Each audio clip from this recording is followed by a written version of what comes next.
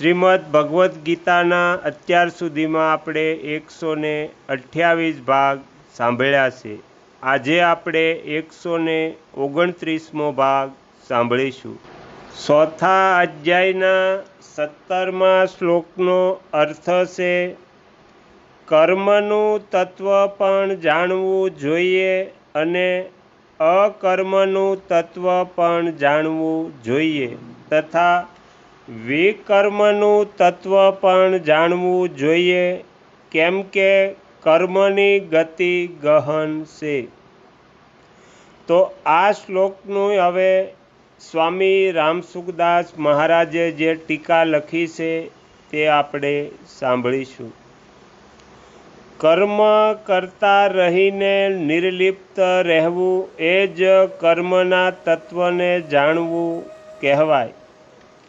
કર્મ સ્વરૂપથી એક દેખાવા છતાં પણ અંતઃકરણના ભાવ અનુસાર તેના 3 પ્રકાર બને છે: કર્મ, અકર્મ અને વિકર્મ. સકામ ભાવથી કરવામાં આવેલી શાસ્ત્ર વિહિત ક્રિયા કર્મ બની જાય છે.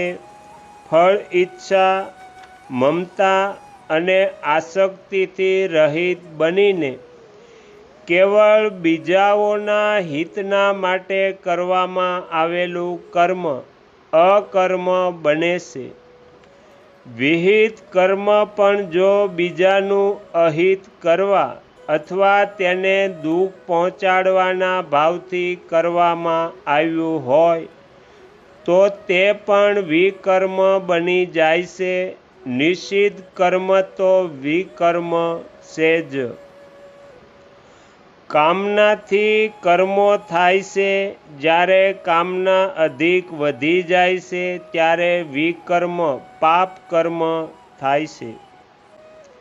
બીજા અધ્યાયના 38મા શ્લોકમાં ભગવાને બતાવ્યું છે કે જો યુદ્ધ જેવું હિંસાયુક્ત ઘોર કર્મ પણ શાસ્ત્રની આજ્ઞાથી અને ક્ષમતાપૂર્વક જય પરાજય, લાભ હાનિ અને સુખ દુઃખને સમાન સમજીને કરવામાં આવે તો તેનાથી પાપ નથી લાગતું.